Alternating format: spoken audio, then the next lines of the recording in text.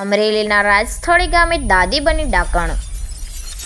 સગી દાદીએ જ પોતાના 14 માસના બાળકની બચકાભરી કરી હત્યા। પોતાના દીકરાના રડતા બાળકને છાનું રાખવા ગુસ્સે થયેલા દાદીએ બાળકને ભર્યા બચકા। 14 માસના માસૂમ બાળકની હત્યા કરનાર દાદીની પોલીસે કરી અટકાયત। ક્યારેક ક્યારેક એવી ઘટનાઓ સામે આવતી હોય છે કે જે કળિયુગને પણ કંપાવી જતી હોય છે।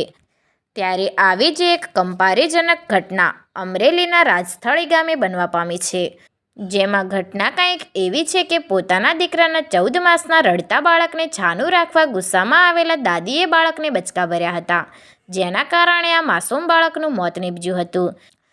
જોકે આ મામલે પોલીસે જાતે જ ફરિયાદી બની બાળકની લાશને પીએમ કરાવતા માસૂમ બાળકની હત્યાનો ભાંડો ફૂટ્યો હતો અને 14 માસના નાનકડા બાળકને પોતાની દાદીએ જ બચકા ભરીને મોતને ઘાટ ઉતાર્યો હોવાનું સામે આવ્યું હતું।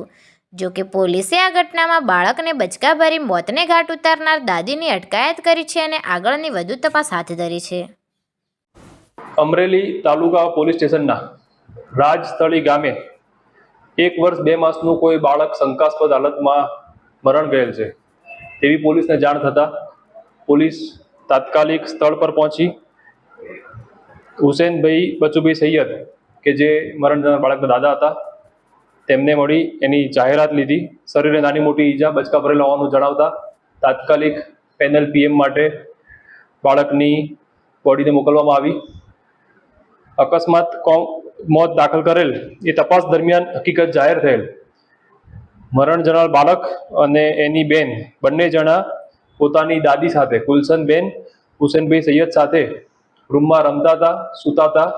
એ દરમિયાન સાંજે 4:30-5 વાગ્યાના અરસામાં બાળક ખૂબ જોરથી રડતું હતું, જેને શાંત કરવાનો કુસુમબેને પ્રયત્ન કર્યો।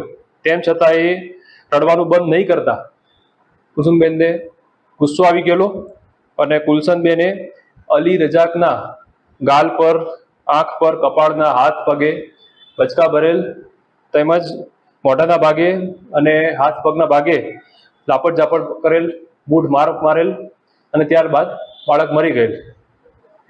તપાસ દરમિયાન આટલું નક્કી થતાં અમરેલી તાલુકા પોલીસ સ્ટેશનમાં હાલમાં મર્ડરનો ગુનો કુલસનબેન હુસેનભાઈ સૈયદ વિરુદ્ધ દાખલ કરવામાં આવેલ છે અને આગળ તપાસ કાર્યવાહી ચાલુ છે।